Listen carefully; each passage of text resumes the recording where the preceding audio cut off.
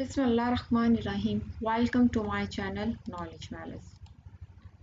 Today we are going to discuss State versus Dosso case. State versus Dosso case is a simple murder case committed by a person Dosso in Balochistan, and he was convicted under the tribal system of justice by Loya Jirga as enumerated in FCR वहाँ का कानून था जो उस वक़्त वहाँ पे जो प्रिवेल कर रहा था, जिसे फ्रंटियर क्राइम रेगुलेशन कहा जाता है. But his relatives approached to the Lahore High Court, which repealed the decision of Loya Jirga, and later on the appeal of the federal government, Supreme Court reversed the decision of the Lahore High Court, and the case got prominence because it indirectly questioned the legalization of martial law imposed by Iskandar Mirza on 7th October 1958. Case के background हम देखते हैं. इसका जो background है कुछ इस तरह से है कि बलूचिस्तान का एक डिस्ट्रिक्ट है जिसको लोरालाई कहा जाता है. ये नाम है वहाँ के डिस्ट्रिक्ट का. वहाँ पे जिरगा सिस्टम था. उस जिरगा सिस्टम जो भी कोई ऑफेंस वगैरह कमिट होता, कोई भी पर्सन जो ऑफेंस किया करता था, तो उस जिरगा सिस्टम के थ्रू उसको उसका ट्रायल होता या उसको जो है पनिश किया जाता. उसका जो ट्रायल है प्रॉपर उस तरीके से तो ट्रायल नहीं होता था जिस तरीके से कि कोर्ट्स में ट्रायल किया जाता है. बस जिरगा बैठता था और वो उसको जो भी सज़ा सुना दिया करता था. उस जिरगा सिस्टम को काउंसिल ऑफ एल्डर्स कहा जाता है. तो बलूचिस्तान का जो डिस्ट्रिक्ट लोरालाई है वहाँ पे एक पर्सन जिसका नाम दोसो था, वो वहाँ का जो सिटीज़न था, वो मर्डर कर देता है किसी का. जब वो मर्डर करता है तो वहाँ के जो लोग हैं वो उसको पकड़ते हैं और उसको पकड़ के काउंसिल ऑफ एल्डर्स के हवाले कर देते हैं. जो काउंसिल ऑफ एल्डर्स जो है उसे लोया जिरगा भी कहते हैं. अब वो जो काउंसिल ऑफ एल्डर्स हैं, जो ट्राइबल अथॉरिटीज़ हैं, वो उसे चार्ज करती हैं अंडर FCR 1901. ये वो लॉ है जो वहाँ पे जो है प्रिवेल कर रहा था. अब उसको कन्विक्ट करार दे देते हैं और उसको पनिश कर देते हैं. अब जो रिलेटिव्स हैं डोसो के, वो जब उसको पनिश किया जाता है तो वो उनके जो रिलेटिव्स हैं वो कहते हैं कि हम हाई कोर्ट में रिट फाइल करेंगे. तो उनके रिलेटिव्स हाई कोर्ट में रिट पिटीशन फाइल कर देते हैं against the decision of the Loya Jirga. अब लाहौर हाई कोर्ट केस को सुनता है under the constitution of 1956 and held its verdict in favor of the Dosso. क्योंकि जो हमारा जो उस वक़्त कुछ टाइम पहले, इस केस से कुछ ही टाइम पहले 1956 में हमें पाकिस्तान का फर्स्ट कॉन्स्टिट्यूशन मिला था. और हमारा जो पाकिस्तान का फर्स्ट कॉन्स्टिट्यूशन है, आर्टिकल 5 और 7 जो है वो इस किस्म की पनिशमेंट को या इस किस्म के जो जिरगा सिस्टम को वो बिल्कुल भी इसकी फेवर नहीं करता और वो टोटली इस किस्म के डिसीजन के अगेंस्ट है. High court declare FCR as unconstitutional and the federal government will appeal against the decision of the Supreme Court. उन्होंने जब केस फाइल किया, जो हमने बैकग्राउंड इसका देखा है कि उसने मर्डर कमिट किया और फिर उसको लोया जिरगा ने सज़ा सुना दी. उसके रिलेटिव्स ने हाई कोर्ट में पिटीशन फाइल कर दी. अब वो हाई कोर्ट में जब पिटीशन फाइल की तो जो उस पिटीशन के जो मेन फैक्ट्स थे कुछ इस तरह से थे कि अरेस्ट किया गया उस पर्सन को, उसको कन्विक्शन जो है उसको उस पर सुनाई गई जिरगा की तरफ से. Dosso and other were convicted under section 11 of the FCR 1901 and handed over to Loya Jirga. अब जब पिटीशन फाइल की गई हाई कोर्ट में अगेंस्ट द FCR, उसके जो रिलेटिव्स ने फाइल की तो उन्होंने अपनी पिटीशन में लिखा कि जो आर्टिकल 5 और आर्टिकल 7 है हमारे कॉन्स्टिट्यूशन ऑफ 1956 का, जो कि हमारा फर्स्ट कॉन्स्टिट्यूशन है, वो बात करता है इक्विटी बिफोर लॉ की and equal protection of law की and the rights to council embodied in article 5 and 7 of the Constitution of 1956. तो फिर ये क्वेश्चन अराइज हुआ कि अगर हमें नया कॉन्स्टिट्यूशन तो मिल चुका है, जो पाकिस्तान का फर्स्ट कॉन्स्टिट्यूशन है 1956 का, जो पाकिस्तान बनने के 11 साल बाद हमें मिला, और कॉन्स्टिट्यूशन बात कर रहा है इक्विटी बिफोर लॉ की एंड इक्वालिटी की, और हम राइट प्रोवाइड करते हैं कि किसी भी पर्सन का अगर उस पर कोई भी किसी भी किस्म का चार्ज लगता है तो उसको जिरगा जो है वो पनिश नहीं कर सकता, बल्कि बाकायदा इसका जो है ट्रायल होगा और उसे राइट दिया जाएगा कि वो खुद को डिफेंड कर सके, अपने लिए कौंसल हायर कर सके, और अपने लिए अगर कोई एविडेंस देना चाहता है अब खुद को डिफेंड करने के लिए तो वो एविडेंस दे सकता है, कोई विटनेसेस लाना चाहता है, कोई डॉक्यूमेंट्स पेश करना चाहता है तो कर सकता है। ये कंप्लीट एक प्रोसीजर है कोर्ट का। तो जब इक्विटी बिफोर लॉ का मतलब है कि उस पर्सन को राइट होना चाहिए, तो all persons are equal before the law and equal protection of law, तमाम लोगों को इक्वल प्रोटेक्शन होगी। तो ये किस किस्म की प्रोटेक्शन है कि इसको जिरगा ने सज़ा सुना दी, इवन के कॉन्स्टिट्यूशन हमें मिल चुका है और उसने उसे राइट नहीं दिया गया कि वो खुद को डिफेंड कर सके, अपने लिए कौंसल हायर कर सके। तो इस पे हाई कोर्ट ने डिसाइड किया केस को, तो हाई कोर्ट ने डिसीजन 200 की फेवर में कर दिया और FCR को रिपग्नेंट करार दे दिया। 1950 चूँकि 1956 का कॉन्स्टिट्यूशन हमें मिल चुका है और उसके आर्टिकल 5 और 7 जो है which ensure the equality of all persons before the law. So thus Lahore High Court decided the proceeding of the Council of Elders as null and void under FCR 1901। अब high court का जब decision आ गया तो उसका effect क्या हुआ कि FCR law जो है इसको रिपग्नेंट डिक्लेयर कर दिया। जब उस लॉ को रिपग्नेंट डिक्लेयर किया और अकॉर्डिंग टू 1956 के कॉन्स्टिट्यूशन के अकॉर्डिंग ये डिसीजन किया गया, तो एक नई सिचुएशन जो है क्रिएट हुई। इस डिसीजन ने उन तमाम केसेस की वैलिडिटी पे क्वेश्चन किया और उनकी वैलिडिटी को उन पे क्वेश्चन अराइज हुआ जो कि पहले डिसाइड किए जा चुके थे under FCR since long before it was enacted and especially since 1956 when the new constitution was promulgated। क्योंकि एक अरसा से ये जिरगा सिस्टम जो है ये इम्प्लीमेंट था कंट्री में और यही डिसीजन कर रहा था, और 1956 में जब हमें कॉन्स्टिट्यूशन मिल गया तो इस कॉन्स्टिट्यूशन के मिलने के बाद भी जो है जिरगा सिस्टम के थ्रू बहुत से केसेस के डिसीजन हुए। तो 1958 में जब ये 200 केस में डिसीजन हुआ तो फिर कोर्ट ने उस जो FCR लॉ है उसको नल एंड वॉइड डिक्लेयर किया और उसको रिपग्नेंट करार दे दिया। तो फिर ये क्वेश्चन अराइज हुआ कि अगर इस केस को नल एंड वॉइड करार दिया है 200 केस को और FCR को रिपग्नेंट डिक्लेयर कर दिया, तो फिर बाकी केसेस जिनका डिसीजन जो है FCR कर चुकी है उनका क्या होगा, क्या वो वैलिड है? इस तरह से उनकी वैलिडिटी पे क्वेश्चन अराइज हो गया। अब जब उन पे क्वेश्चन अराइज हुआ तो जो फेडरल गवर्नमेंट है वो अपील में चली गई against the verdict of the Lahore high court. Appeal में सुप्रीम कोर्ट चले गए। अब ये केस जो है सुप्रीम कोर्ट के पास चला गया अपील में। अब सुप्रीम कोर्ट ने क्या किया, इसमें एक डेट फिक्स कर दी फॉर हेयरिंग के लिए। 13 अक्टूबर 1958 जो है फिक्स की गई as the date of hearing of the case. But prior to that on October 7th 1958 a drastic change came into the history of Pakistan। किस तरह से ड्रास्टिक चेंज आया, जब फर्स्ट मार्शल लॉ इम्पोज कर दिया गया इन द कंट्री में। आप देखिए कि सुप्रीम कोर्ट ने 13 अक्टूबर यानी कि 13 अक्टूबर 1958 फिक्स कर दी डेट ऑफ हेयरिंग। उस दिन फैसला होना था। अब उस फैसले से 5 दिन पहले 7 अक्टूबर 1958 को एक ड्रास्टिक चेंज आ गया पाकिस्तान की पॉलिटिकल हिस्ट्री में, जब फर्स्ट मार्शल लॉ इम्पोज कर दिया गया। फर्स्ट मार्शल लॉ इम्पोज किया था सिकंदर मिर्ज़ा ने, और जो अयूब खान हैं उन्हें as a chief martial law administrator appoint कर दिया गया।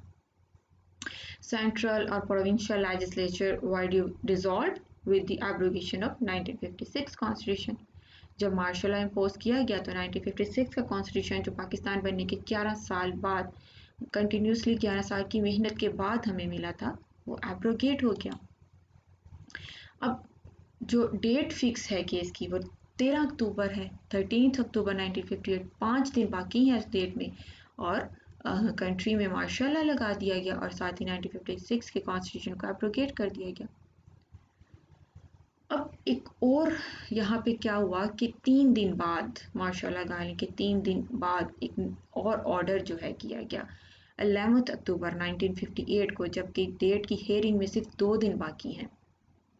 एक न्यू ऑर्डर किया गया जिसे कंटिन्यूस इन फोर्स कहा गया। Continuous in force order was issued according to which all laws except those of 1956 constitution were validated and also the jurisdiction of courts were restored। अब क्या किया, ये जो नया ऑर्डर पास हुआ कंटिन्यूस इन फोर्स ऑर्डर, उस order ने कहा तमाम लॉज जितने भी कंट्री में ऑलरेडी लॉज एग्जिस्ट कर रहे थे उनको वैलिड करार दे दिया और कोर्ट की जुरिस्डिक्शन को भी रिस्टोर कर दिया।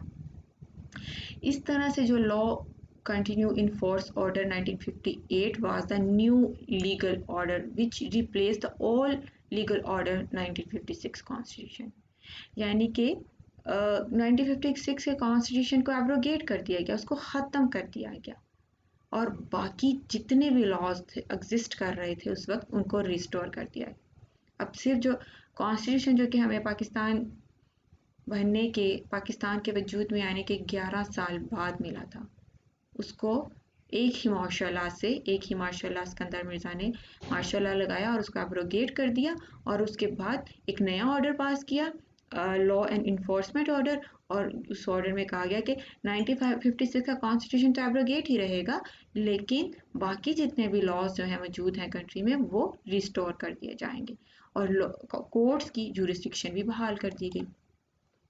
अब एक अजीब सी सिचुएशन जो है कंट्री में अराइज हो गई कि अब क्या होगा। 2 दिन बाद तो केस का फैसला है, क्या उस केस के फैसला हाई कोर्ट के जो डिसीजन के अकॉर्डिंग होगा? क्या हाई कोर्ट ने जो ऑलरेडी डिसीजन किया और 200 को जो है इसको रिलीज़ कर दिया था, क्या उसी को सुप्रीम कोर्ट भी अपहेल्ड करेगी या फिर जो है सुप्रीम कोर्ट जो है 200 के अगेंस्ट फैसला करेगी? अब हुआ क्या, जब ये क्वेश्चन अराइज हुआ, एक सिचुएशन अजीब सी सिचुएशन जो है कंट्री में क्रिएट हो गई कि अब क्या फ़ैसला आएगा, क्योंकि आर्टिकल 5 और 7 जो है 1956 का अगर उसको देखा जाए, जैसा कि हाई कोर्ट ने उसी के अकॉर्डिंग फ़ैसला किया, अगर सुप्रीम कोर्ट भी उसी को अपहेल्ड करती है तो फिर 1956 के कॉन्स्टिट्यूशन को एब्रोगेट करने का क्या मकसद है? फिर मार्शल लॉ की क्या अहमियत है? फिर तो मार्शल लॉ की कोई अहमियत ही नहीं है, उसका तो कोई रोल ही नहीं है, क्योंकि if 1956 constitution was still in force then what was the role of the martial law? और अगर law continuous and in force जो है ऑर्डर 1958 का ऑर्डर है, अगर वो इन फोर्स है तो फिर वो 1956 का कॉन्स्टिट्यूशन की कोई अहमियत नहीं है। In short it would have been a challenge to martial law administration, ये चैलेंज था मार्शल लॉ पे कि क्या मार्शल लॉ को अहमियत दी जाएगी या कॉन्स्टिट्यूशन को। अब सुप्रीम कोर्ट का डिसीजन आ गया and supreme court decided the case unanimously against the verdict of the Lahore high court. उसने लाहौर हाई कोर्ट के फैसले के अगेंस्ट फैसला किया और दोबारा 200 को कन्विक्ट करार दे दिया। And the supreme court decision was based on the Hans Kelsen theory of legal positivism. ये वही थ्योरी है जिस तरह से डॉक्ट्राइन ऑफ नेसेसिटी की बात की गई थी मौलवी तमीज़ुद्दीन के केस में। इसमें कुछ मेन पॉइंट्स क्या थे, क्या कहा गया कि judgement held that 1958 martial law imposition is a kind revolution, a peaceful revolution, which is not resisted or opposed to by the common people. That's clearly defined that the people are happy with this change. Thereafter, this revolution or martial law is illegal as long as it satisfies the common people. जिस तरह से doctrine of necessity में कहा गया था कि country ये एक नज़रिया ज़रूरत की बुनियाद पर जो है, जिस तरह से मौलवी तमीज़ुद्दीन केस में फ़ैसला किया गया था कि जब कंट्री के वेलफेयर के लिए कुछ करना हो तब तमाम लॉज को साइड पर रख दिया जाता है और उसी नज़रिया ज़रूरत की बुनियाद पर फ़ैसला किया गया था। इसी तरह से यहाँ पे भी कहा गया कि ये एक जो है एक बड़ा ड्रास्टिक सा चेंज है और पीसफुल रेवोल्यूशन है, ये जो मार्शल लॉ इम्पोज किया गया है ये पीसफुल है और इसे लोग जो हैं हैप्पी हैं, और इसलिए जो 95 का कॉन्स्टिट्यूशन है उसको एब्रोगेट कर दिया गया है, ये क्योंकि ये कंट्री के वेलफेयर के लिए है। ये जवाब पेश किया गया उस वक्त, हालांकि ये कंट्री के वेलफेयर के लिए नहीं था। पाकिस्तान बनने के 11 साल बाद तो हमें कॉन्स्टिट्यूशन मिला था और उसको भी जो है एब्रोगेट कर दिया गया, और वहीं से लॉ जो पहले मौजूद था एफसीआर का उसको दोबारा बहाल कर दिया गया। And the supreme court held that the laws continue in force order 1958 was the new legal order and the validity of all laws and the correctness in the judicial decision would be determined according to it। तो वही law जो पहले से लोया लाई जो है वो जो सिलसिला जिरगा वाला चला आ रहा था वही दोबारा इसको इम्प्लीमेंट कर दिया, और जो कॉन्स्टिट्यूशन कंट्री को मिला था उसको एब्रोगेट कर दिया। तो जब कॉन्स्टिट्यूशन ही एब्रोगेट हो गया तो फिर उसके अकॉर्डिंग डिसीजन कैसे हो सकता है, इसलिए हाई कोर्ट के डिसीजन को नल एंड वॉइड डिक्लेयर करके सुप्रीम कोर्ट ने जो है एफसीआर के अकॉर्डिंग ही उसको दोबारा से पनिशमेंट सुना दी।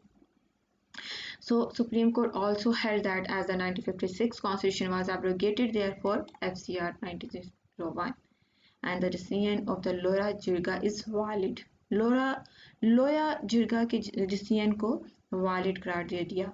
And the court also made a reference to the decision of the Council of Elders, that is the decision is valid and up to mark। उसी डिसीजन को up to mark कर दिया। अब यहाँ पे मज़ीद कुछ कॉम्प्लेक्स चीज़ें जो हुई इस पे कुछ क्रिटिकली एनालिसिस इसका किया गया और इसका क्या इम्पैक्ट पड़ा कंट्री पे, इसको देखते हैं।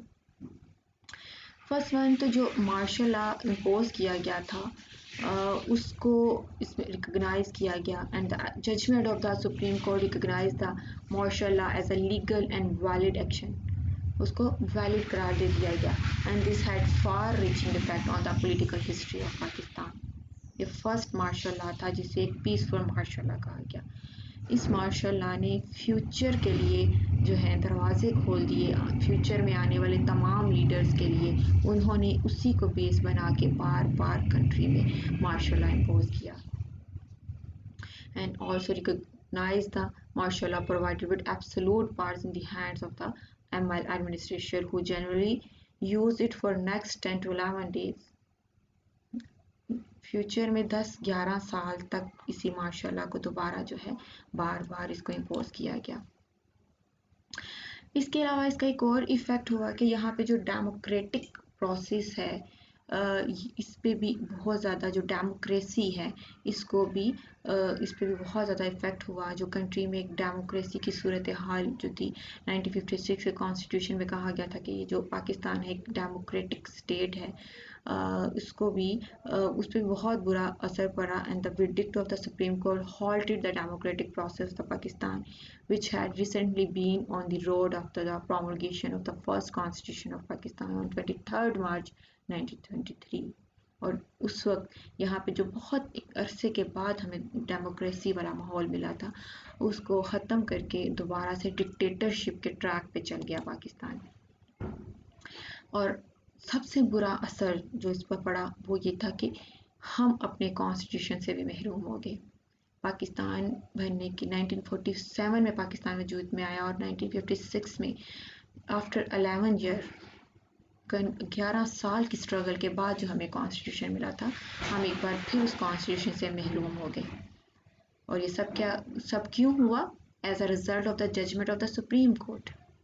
उस सुप्रीम कोर्ट की जजमेंट का ये नतीजा था कि हम अपने फर्स्ट कॉन्स्टिट्यूशन से महरूम हो गए जो हमने बहुत एफर्ट से बनाया था, 11 साल की मेहनत के बाद जो हमें मिला था।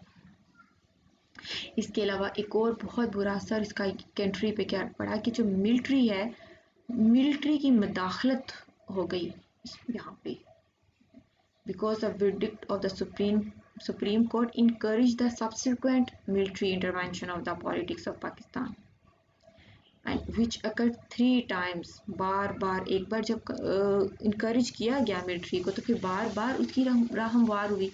उसके बाद जनरल याह्या खान 1967 में, फिर जनरल ज़िया जो है 1979 में, और फाइनली जनरल मुशर्रफ जो थे 1999 में उन्होंने मदाखलत की। And after this said event ये बार बार जो है अपने पर्सनल मफाद के लिए कंट्री को यूज़ करते रहे और फिर जो है मिलिट्री जो है अफेयर जो कंट्री के पर्सनल अफेयर्स थे, जो इंटरनल जो अफेयर्स थे, उनमें मिलिट्री जो है मुदाखलत करती रही और फिर बार बार मार्शल लॉ इम्पोज किया गया। And these interventions potentially damage the democratic system of Pakistan. वो FCR का लॉ, FCR जो है उसको दोबारा से रिकॉग्नाइज कर दिया गया because the judgement of the supreme court revalidate the British imperial legacy. और कर्स है ये FCR, इसे popularly known as the black law. FCR को एक ब्लैक लॉ के तौर पे जो है जाना जाता था। तो जो 1956 के कॉन्स्टिट्यूशन के बाद हाई कोर्ट ने जिसे नल एंड वॉइड डिक्लेयर किया था, लेकिन सुप्रीम कोर्ट ने एक बार फिर उसे कंट्री में इम्प्लीमेंट करवा दिया। ये वो सिस्टम जो ट्राइबल एरियाज़ में बहुत अरसे से चल रहा था, और स्पेशली बलूचिस्तान में, और विदाउट ट्रायल जो है लोगों को पनिशमेंट सुना दी जाती थी। कोई ट्रायल सिस्टम नहीं था, डिफेंड का राइट नहीं था, कौंसल का राइट नहीं था। तो उसको एक बार फिर बहाल कर दिया गया and which is still in force even today. उस वक्त सुप्रीम कोर्ट के डिसीजन के बाद वो दोबारा से रिस्टोर हुआ और आज तक वो इन्फोर्स है, आज तक ये जिरगा सिस्टम चला आ रहा है। इस जिरगा सिस्टम को तो इम्प्लीमेंट करवा दिया गया, लेकिन जो फर्स्ट कॉन्स्टिट्यूशन मिला था उसको इनवैलिड करार दे दिया गया, उसको प्रोमलगेट कर दिया और उस जिरगा सिस्टम को वैलिड करार दे दिया गया। तो ये वो बैड इम्पैक्ट हमारी कंट्री पे पड़ा इससे। इसके अलावा हमारी जो जुडिशरी है उस पर वो भी बुरी तरह से डैमेज हुई because the verdict was a serious blow on the independence of judiciary। हमारी जुडिशरी आज़ाद नहीं रही, जुडिशरी आज़ादाना फैसले नहीं कर पाई because the judiciary was bound to render it services under the new legal order. वो कॉन्टिन्यूस इन फोर्स 11 अक्टूबर 1958 का। हमारी जुडिशरी प्रेशराइज किया गया जुडिशरी को और बाउंड हो गई हमारी जुडिशरी के, वो इंडिपेंडेंटली अब फैसला नहीं कर सकती, बल्कि वो जो ऑर्डर था, न्यू लीगल ऑर्डर जो पास किया गया कंटिन्यूस इन फोर्स जो था, उसी के अकॉर्डिंग बाउंड है जुडिशरी के इसको डिसीजन दे। ये उसका इम्पैक्ट पड़ा। Even the judges have to give decision against the basis of principles of justice, but they were bound to do so. So judiciary की एक बहुत बड़ी एक इंसल्ट थी कि जुडिशरी जो को एग्जेक्टिव के सामने झुकना पड़ा।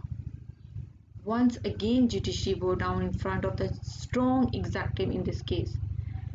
स्ट्रॉन्ग तो जुडिशरी को होना चाहिए था, लेकिन यहाँ पे एग्जेक्टिव स्ट्रॉन्ग हो गई और जुडिशरी को उसके आगे झुकना पड़ा। इसके अलावा जो ईस्ट और पाकिस्तान के दरमियान, ईस्ट और वेस्ट पाकिस्तान के दरमियान एक बहुत अरसे से एक लड़ाई चढ़ी आ रही थी, जो उर्दू और बंगाल कि कौन सी लैंग्वेज जो होगी, क्या उर्दू होगी या बंगाली होगी। तो काफ़ी अरसा से ये तनाज़ा जो है चला आ रहा था। अब 1956 के कॉन्स्टिट्यूशन में ये मैटर सॉल्व हुआ था, क्योंकि 1956 के कॉन्स्टिट्यूशन में उर्दू और बंगाली दोनों को as a national language declare किया था। तो जब 1956 का कॉन्स्टिट्यूशन एब्रोगेट हो गया तो दोबारा से ये इशू चल पड़ा। So the abrogation of the 1956 constitution also lead to the upset of agreement between the East and West Pakistan, which were resolved after a long struggle under 1956 constitution, and the grievance of the East Pakistan were almost specified 1956 consensus based constitution by incorporating both Urdu and Bengali as a national language। क्योंकि ये तनाज़ा इतने अरसे से चल रहा था कि उर्दू को सरकारी ज़बान बनाया जाए या फिर बंगाली को, तो 1956 के कॉन्स्टिट्यूशन में ईस्ट और वेस्ट में ये एग्रीमेंट हुआ कि इन दोनों को ही सरकारी ज़बान बना दिया जाएगा। तो इन दोनों उर्दू और बंगाली को as a national language declare कर दिया। तो जब 1956 का कॉन्स्टिट्यूशन ही एब्रोगेट हो गया तो ये तनाज़ा फिर से एक दफ़ा फिर से उजागर हुआ।